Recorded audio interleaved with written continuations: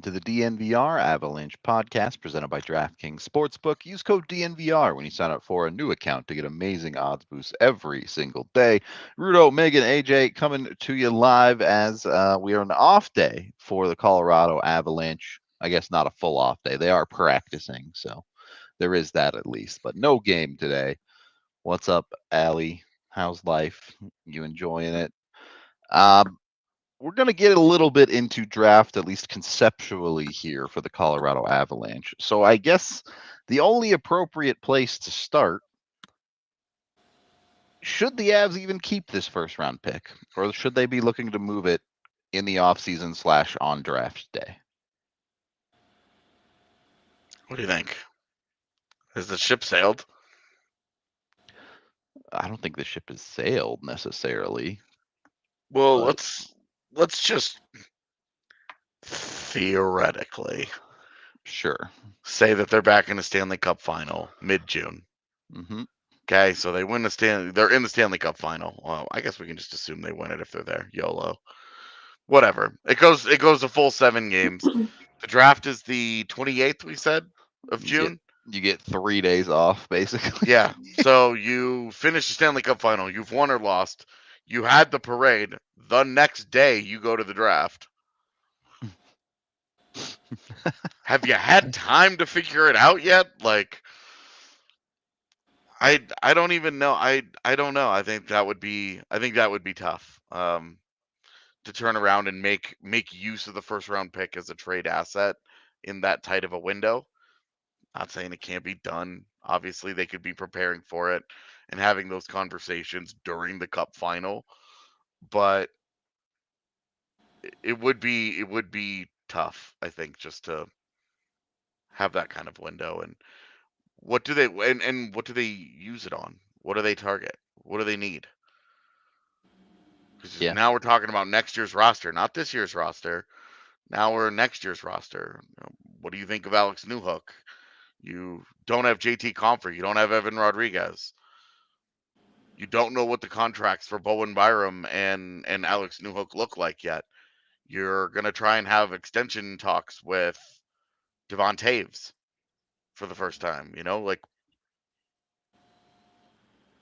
what do you really target with that pick there? So I think it's, for me, I guess I still like the possibility that it gets moved. I just think it's so open-ended as for what? What are teams selling at the draft? That's that we spent so much time talking about Nick Schmaltz. That's what, 3 days before his trade stuff kicks in. It's 3 days before he's due. His salary goes up a whole bunch. Like, I mean, deadlines also spur action, as they say. Yeah, it's true. So, could go either way. I guess my thought on it would be, where do you draw the line? When is Colorado's cupboards too empty? Do they need this first round pick to restock the cupboards a little bit? Curious how Megan feels as the one that watches the Eagles more than us at this point. As she freezes. Yeah, that was a really good time. Okay. Hold on. Please. You hate to see it. Yeah, that's tough. In the meantime, while Megan gets her internet sorted out, it's an interesting spot to be. There we go. Maybe. I think it'll be better now. It looks better now. Okay, good.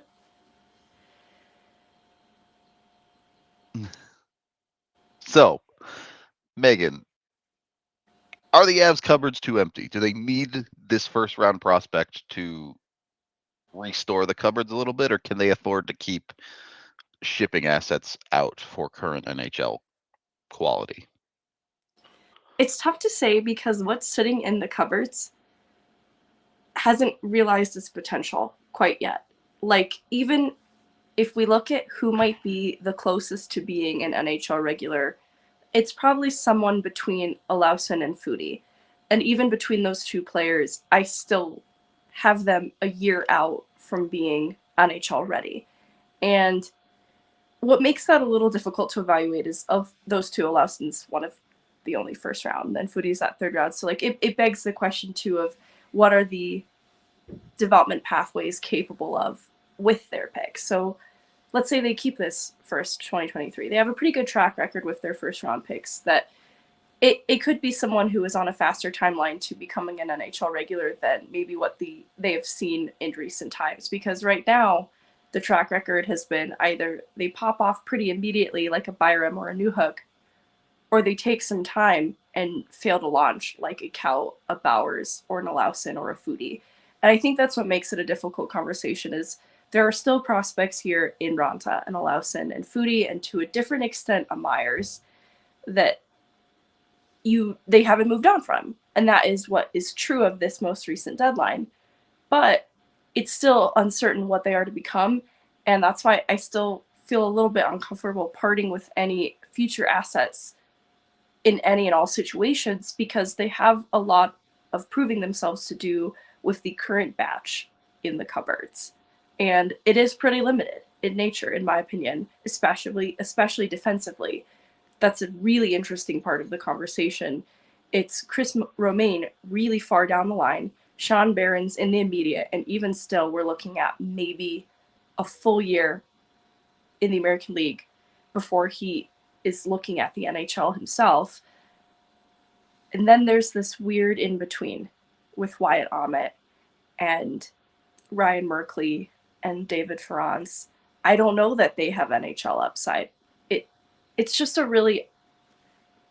I do think the cupboards are a little bare, and that's why with the question of moving on from someone ahead of the 2023 draft, like for as a trade asset, it would be a bigger question of who would make that worth it. And I think that would have been a question better answered at this deadline versus in the summer, that I think it has been answered. I think that's why you just have to, because of how highly coveted this whole 2023 draft has been, you have to hold on to that, especially with the success they've had in the first round. Yeah, I mean, I just look at, especially post this trade deadline, where you see them move on from Kaut, you see them move on from Bowers. Their deadline, they seem to lack some of that top end, I would say. I would also say that the top end isn't something that they really need. They have, Fair. between Bowen Byram and Cale Makar, they have what should be a top pairing. Even if Devon Taves leaves, they have the pieces there for a true top pairing in the NHL. They've got 5 of their top 6 guys locked up long term at forward. So they aren't really beating down the door. They don't need a high end guy. Yeah. Which I think puts them in a luxurious position approaching this a draft class where maybe they weren't expecting to have this pick. But it does put them in a spot where it's like, hey, they don't feel any pressure whatsoever to like, okay, we have to get this. We have to get this kind of guy. We have to do whatever. They truly can just sit back and just take, all right, what's the highest name on our list at whatever pick they end up with. And when you also have a system that doesn't have much in it right now, it's a fair expectation that this prospect that will get drafted will come in and be one of Colorado's top 3 prospects immediately. And will be somebody that we all get excited about and blah blah blah blah blah. And it'll be nice, honestly, having picks in rounds 5, 6, and 7. It'll be nice that they start to build up that reserve list a little bit more. It's gotten really thin. So really it'll be nice to see a couple of different guys. Megan, I do want to follow up, and you had mentioned Raanta and Olausson, those types, and Foudy, especially those 3. Of those 3, we do look ahead at next year, because that's kind of what we're talking about. You look at the Avs roster, and the bottom of it all unsigned for the most part. The only RFAs that you could make a good argument for keeping around are Newhook, Malgin, and Myers. So those could be three guys that make up in Colorado's bottom six to start next year. But and LOC is also there, but Helm, Cogliano, Evan Rodriguez, Lars Eller, JT Compher, Matt Nieto, all these guys are UFAs. So I guess the next question would be graduations. Of those three, which ones would you say? Could you just give me like a quick ranking of which ones you think are best prepared to graduate? Was Myers assumed graduated in this scenario? I am, because I do think that I think that they're like, let's just say yes.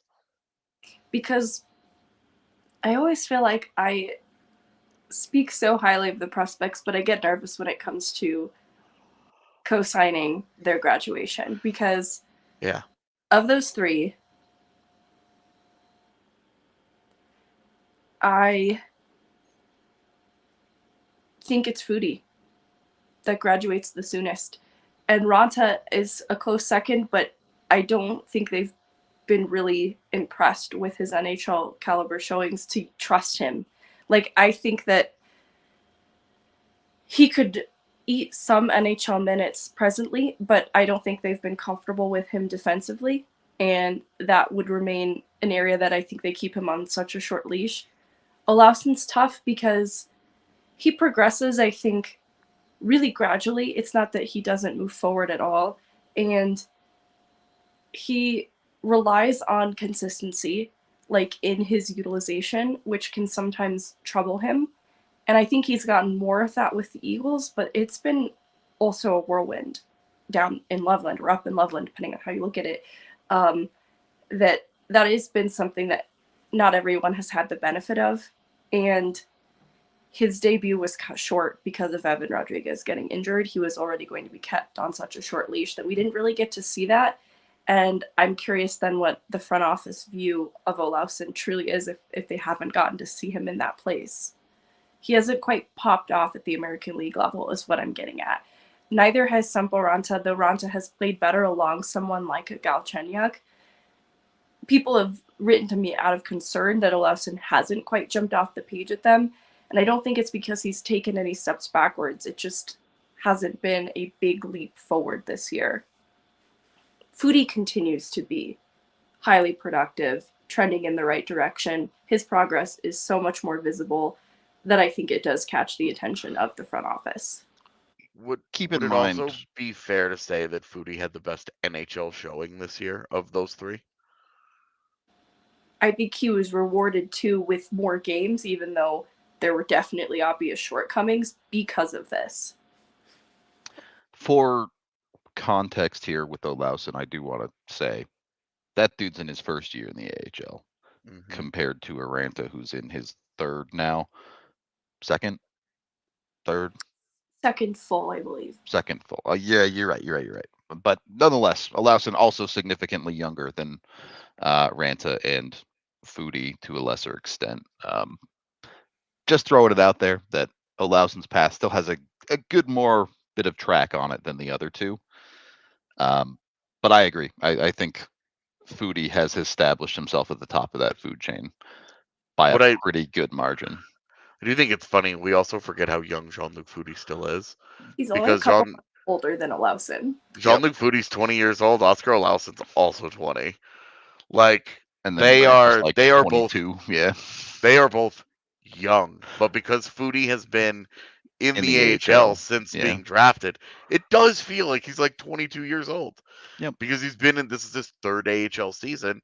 Normally, that is the age of guys who get to that, who are of that experience level, and you do, because you look at Sampo Ranta, this would be his sort of third-ish pro season. He's 22 years old. Like, with Sampo, there's still time, and with Sampo, there's also lowered expectations. I think everybody is kind of settled on, if Sampo's going to make it, he's going to make it as a fourth line wing who is just going to excel using his skating and his size. And I think that those three guys give you such different packages, different upsides. Foudy, we don't really know where he's going to be yet, but Show has had the kind of AHL year and showed well enough in the NHL that you're like, you could really start to dream on a middle six job for that guy. Olausen I still think it definitely is. It's a ways. We still have a ways to go there.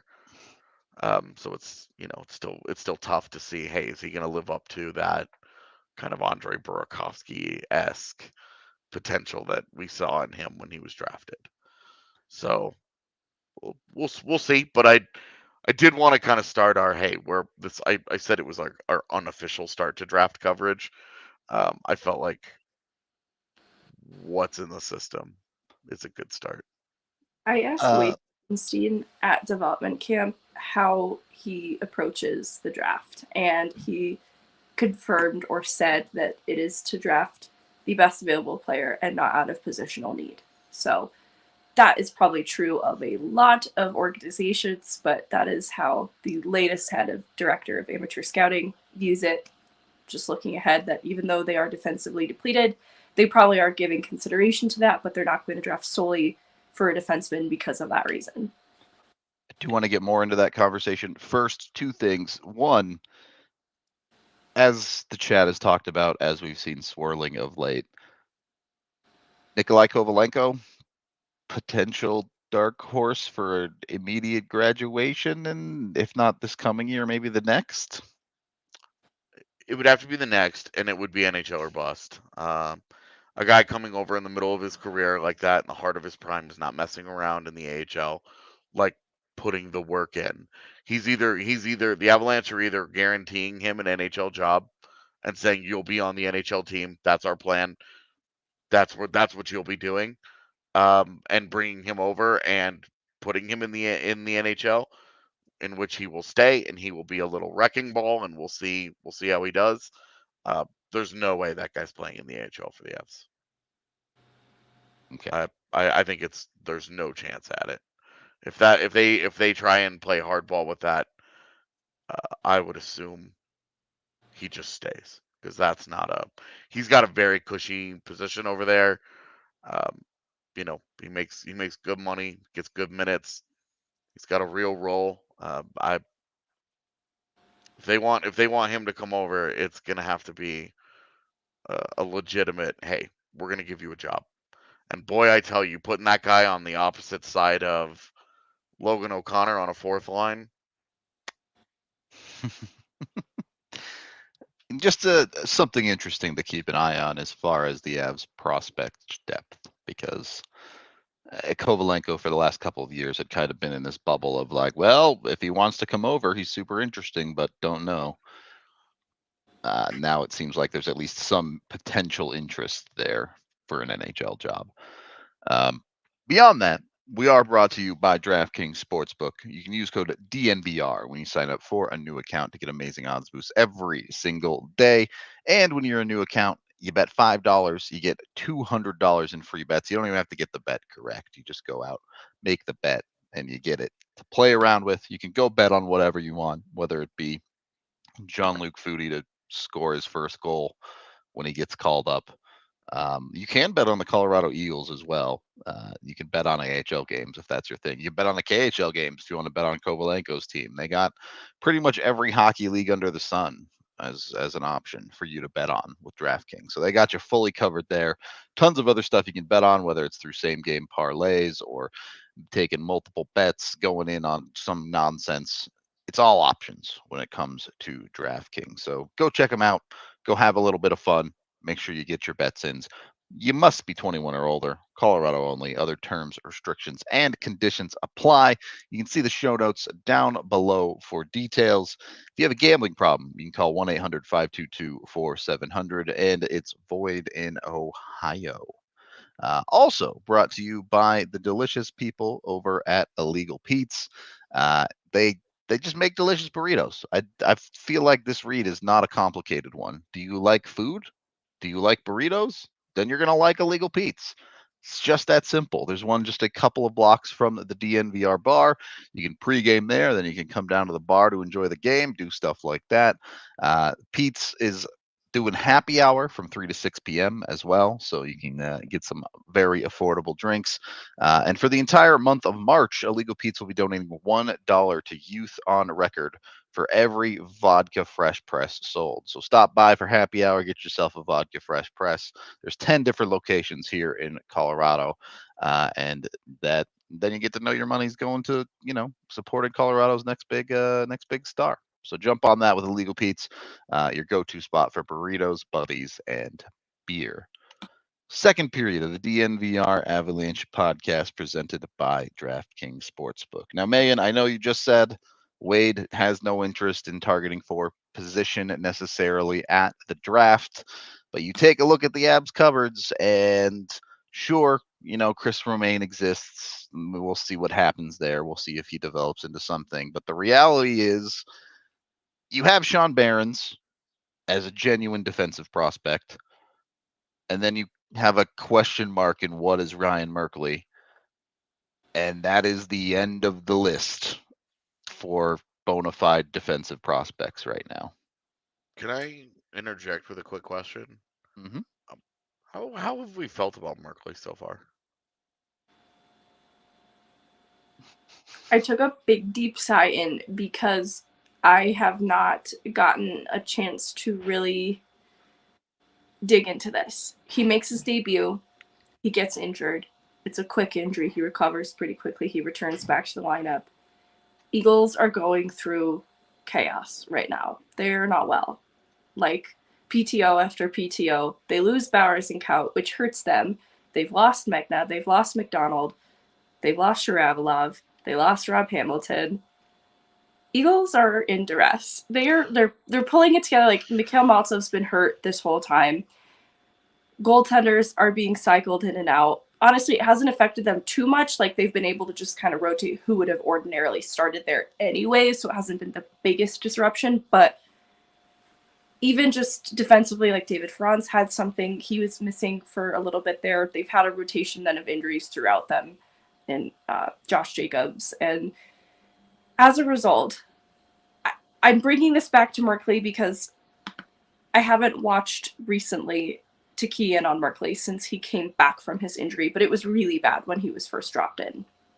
And everything that I was told about why he was bad makes a lot, okay, that sounds mean the way I worded that, but it makes a lot of sense. He hadn't played hockey in a month. He's dropped into new systems on the road without so much as a practice.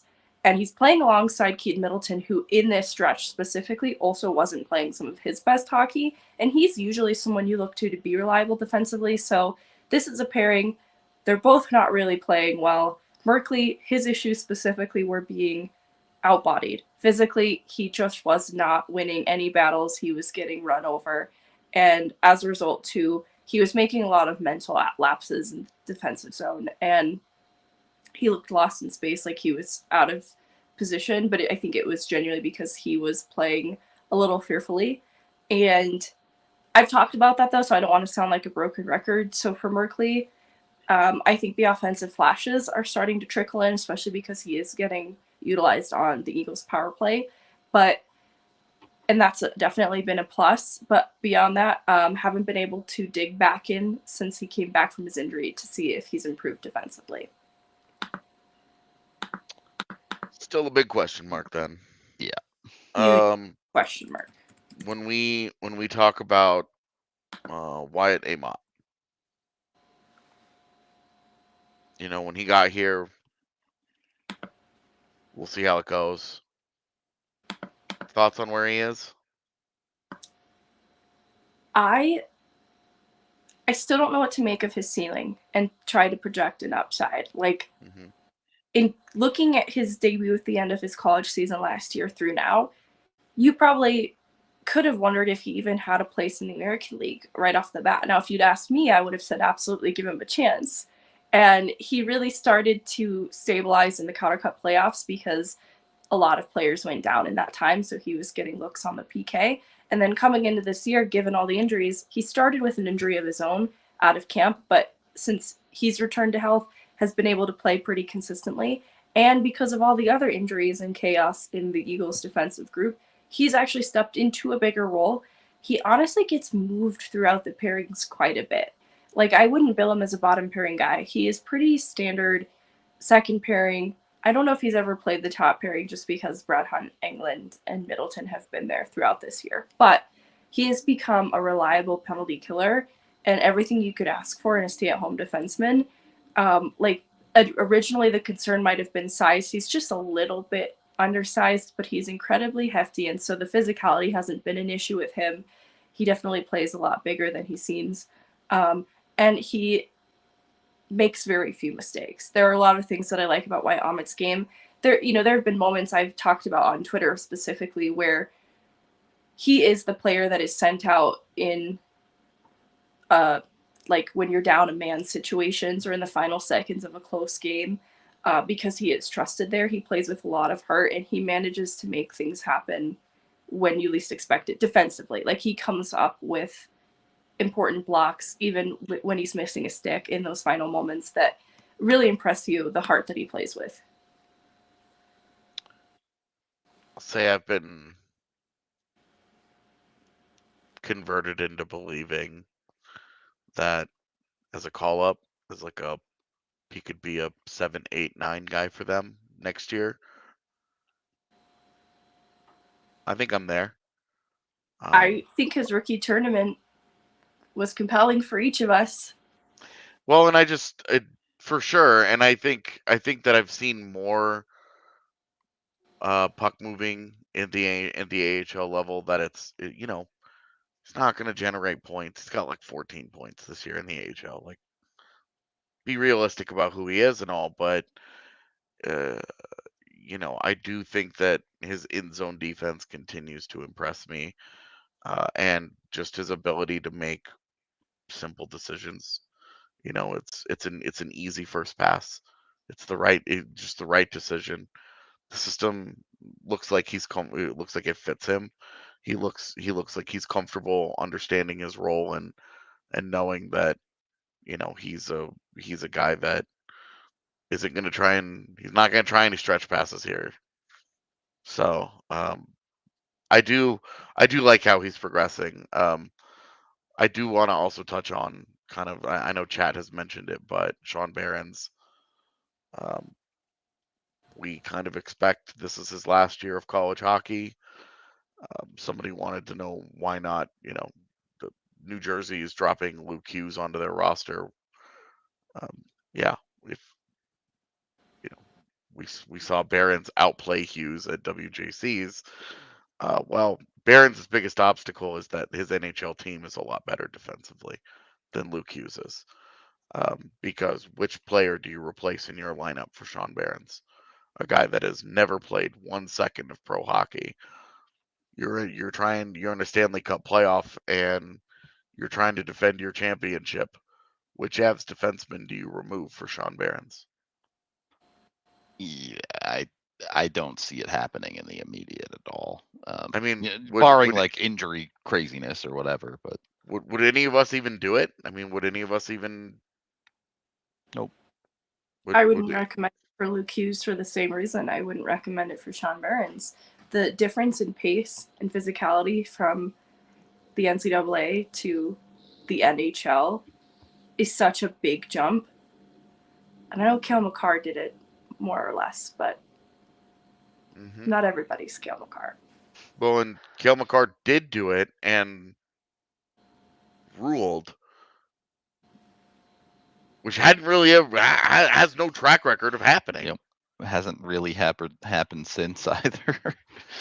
Like, what Cale Makar did, we will probably have to look back with a lot more fondness than we did in the moment where we were like, Cale Makar's dope. What else is he gonna do other than come in and just continue to be dope? Like,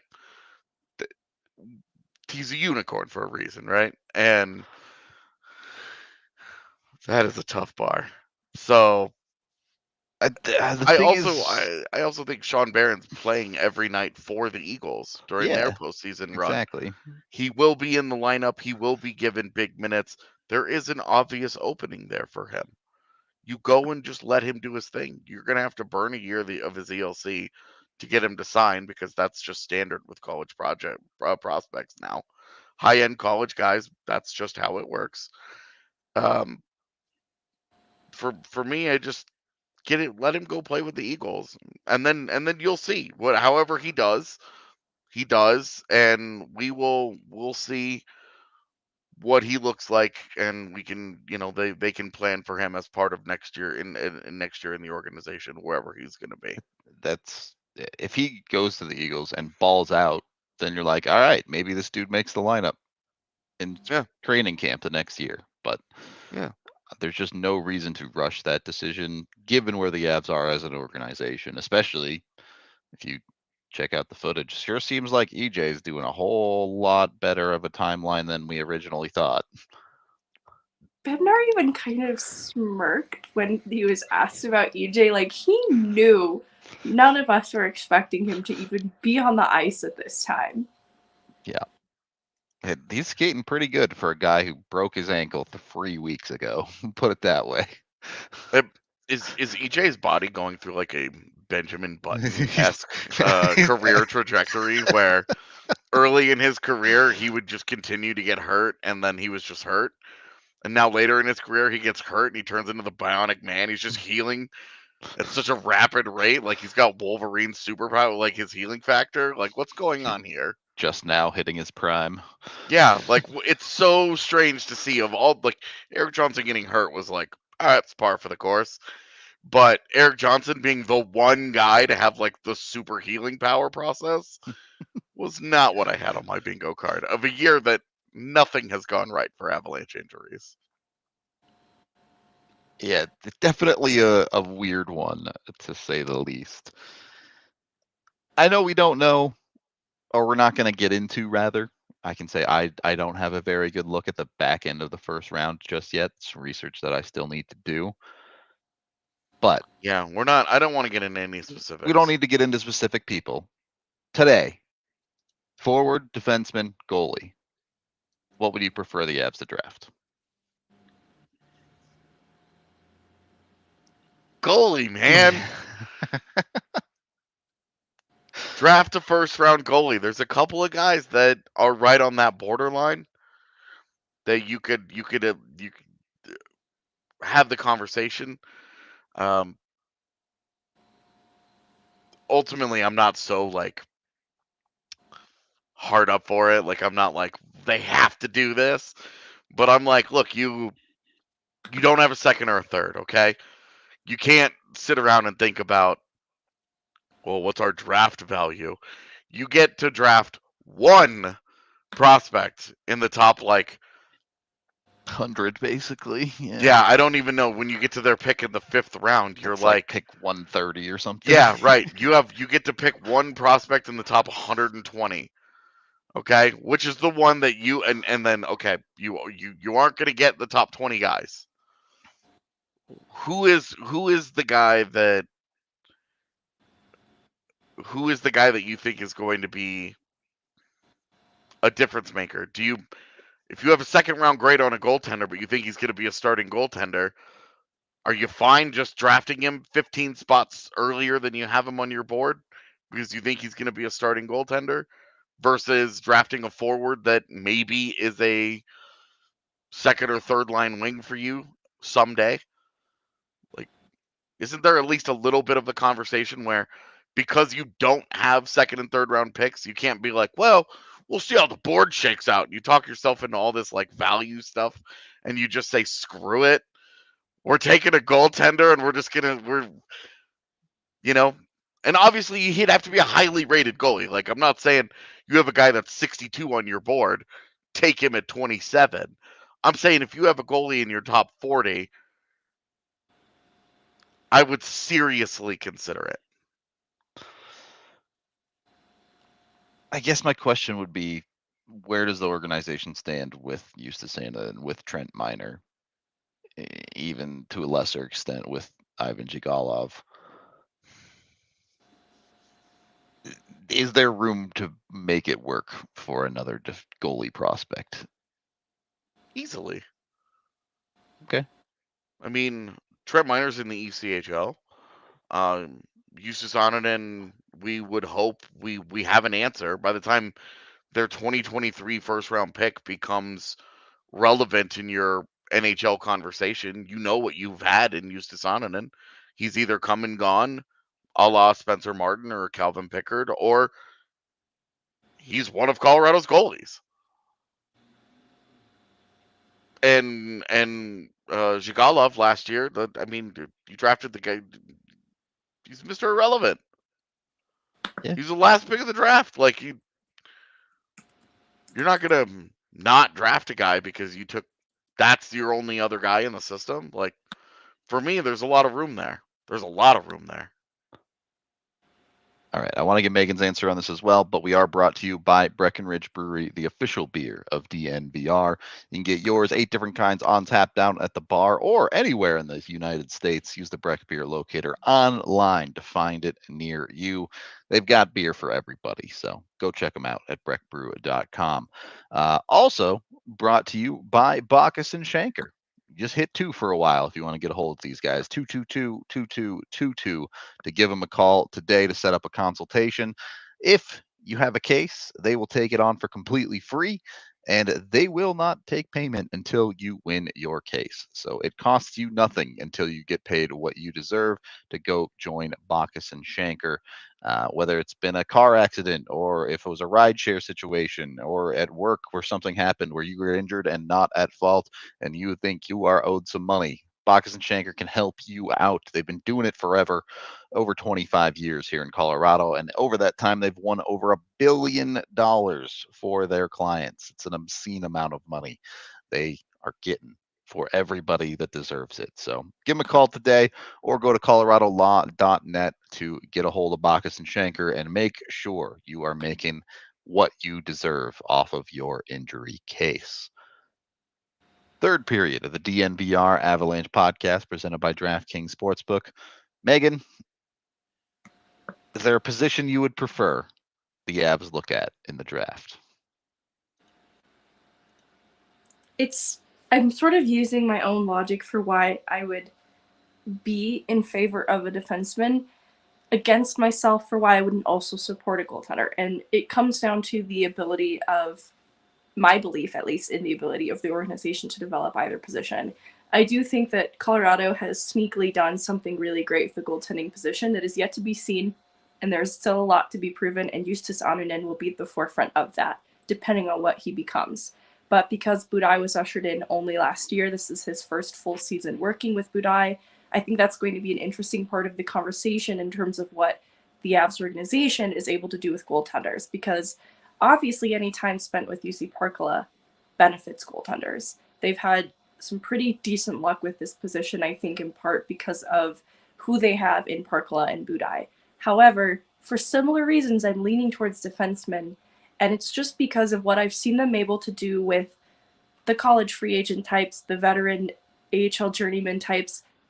Any type of defenseman that has come through Colorado has been made better for it in the last, I don't know what timeline to put on this, but I'll say like in the last 3 years. And it's been made so much better too, not just for prospects, but for players like, who am I thinking of? Roland McEwen, Jordan Gross, Dennis Gilbert, and then this year, Brad Hunt, Andreas Englund. He went from a very scary injury. Colorado takes a chance on him. He becomes a pretty reliable defenseman. He's used as a trade piece to bring back Jack Johnson. I know that was controversial, but Andreas Englund a season ago would not have been in that conversation. He became so much more reliable defensively and adopted to the way that Colorado wanted him to play because of his time spent here. So as a result, I'd really like to see what Colorado does start to finish with another defensive prospect, only because Justin Barron and Drew Hellison, they do move on from. I still am excited to see this play out with Sean Behrens, but I just like to see them stack that maybe a little bit more at that position, just because I do see the ways in which they have some forward depth addressed in the Foudy, Ranta, Alausen types. goaltending is a relevant part of the conversation too, so I don't want to dismiss it. I'm on board with it, but defenseman is where my biggest concern is, and a little bit of excitement with what they could do with this position because of what they've been able to do at the NHL level with players too. I'm with you personally. I would like to see a defenseman more than anything, just because I think that's the spot in the cupboard that they need to fill out the most. Beyond that, as an organization who isn't necessarily looking at just graduating prospects, but also using them as trade chip pieces in the future to go get that piece as their window continues to be open for challenging for cups. Generally speaking, defensemen are just more valuable around the NHL. So I do think there is some conversation about that. To make an argument, perhaps for a forward. When you look at the Avs forward depth in their prospect pool, they don't have a ton of actual centers. You have Jean-Luc Foudy. If we're saying Ben Myers is graduated, he doesn't count. And that's about it. You have Colby Ambrosio on the reserve list, but is he really a center at the next level? I don't really know. Okay, you have Taylor McCarr down there, sure. Matt Steinberg is really more of a wing already at this point, and he spent a significant portion of this year injured. They're really, really short on down the middle prospects. So I do think that is something worth considering when they take a look at this first round pick. The problem there is that the draft is also going to be really short on centers this year. Yeah. All of them are franchise guys in the top 10. And then after that, it is like wing city, man. Like it is there's so many wings, and it's light on defensemen, it's light on centers. Cool. The two most valuable skater positions. My criticism too of the way players have developed is not using Foudy or Bowers as centermen. Like, they could have been primed to play in that position, and they have been resigned to the wing for the majority of their time at the American League level. That I would not trust Foudy as a centerman today. They don't trust Foudy as a centerman. They didn't trust Bowers. I think that limits them down the middle, and they're limiting themselves. And unfortunately, if you ask why, too, it's a concern of their ability to play on the defensive side of the puck. They just don't have a lot of confidence in their players to do it in the Bowers or the Foudy, and that's a concern. But that would be my concern then with a center prospect, unless he was pretty straight to the NHL ready. I don't know what they would do with him. I mean, a fair concern. That center problem has extended to Alex Newhook. Yeah. You know, Good like point. I don't trust any of these guys. You know, Darren Helm randomly was their 4th seed during the postseason last year. It went great. So I don't even know. It is an interesting area of the organization where center depth is so extremely vital in the NHL. And organizationally, the Avs are feeling that crunch right now. They don't have a lot of it beyond this season. You know, this year they've got options with JT Compher, Evan Rodriguez, Alex Newhook, Ben Myers, Lars Eller. Like, they've got some guys that they could put there.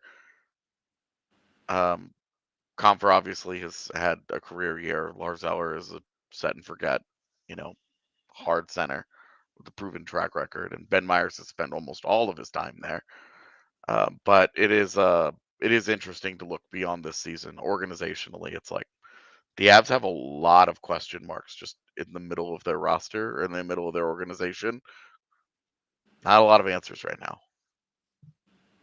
Yeah. It's going to be interesting how they navigate this, but that offseason still a good ways away at this point for Colorado. We did want to dip our toes into this, but not too much of a focus on the draft just yet. There's more important things coming up for Colorado. Yeah, and it's just more that they didn't have the pick last year, and then sure, you know, the COVID year was such a hard year to cover draft wise that it was like we just didn't really. Yeah. So with them having a first round pick, if you're new to DNVR, you don't know that we go hard on this. Mock drafts and scouts and player interviews. We go all out with draft stuff, and we take it pretty seriously. And the fear is that we take it seriously, and on draft day they trade it and the 2024 first for other things, and Yeah, but are they going to trade him again when I'm there's in the that win. airport getting ready to fly? Yeah. As much as I feel bad for you about that, Worth. Oh, totally got value there.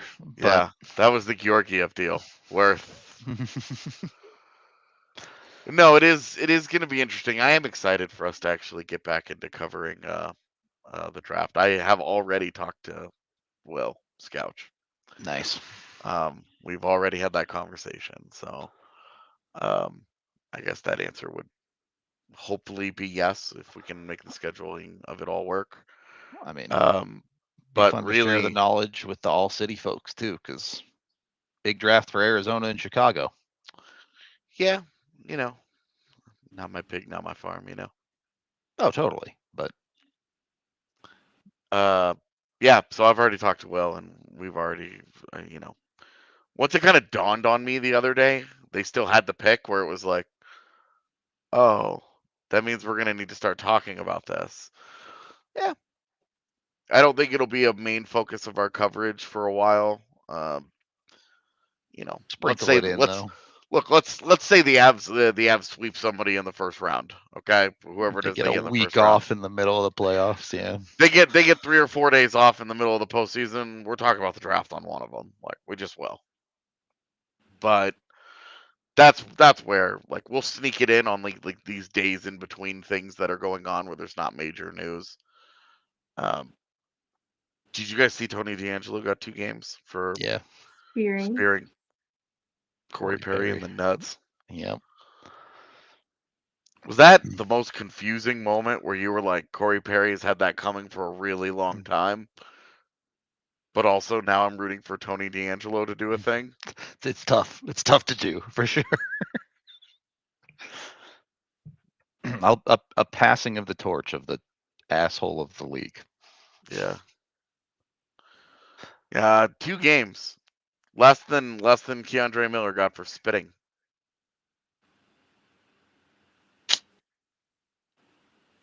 I have no interest in litigating this right now, so we are brought to you by Game Time. If you want to go watch people spit and spear each other in person, Game Time can get you there. What are you doing? Going to a hockey game, apparently. Oh my god. Check it out at the link down in the description of the video. Over 15 million people have used Game Time to get their tickets. And when you use the link, you can get prices up to 60% off. So it's a fantastic deal. Game Time is great. It'll show you where your seats are. It'll show you what the view is like. They make sure you're taken care of when it comes to your tickets. So go check them out. Again, link down in the description that you can use to get straight over there and use the Game Time app. Any final thoughts here that don't include spearing and spitting before we get out of here for the day? With those stipulations, I am fresh out. All right. I'm good. We can end the show then. We appreciate all y'all hanging out with us on this off day, talking a little bit of draft as we used to so often do, but these days not as often. Yeah, we're going to get out of here for the day. We'll be back tomorrow covering the game, so join us for that. Until then, we'll talk to you later.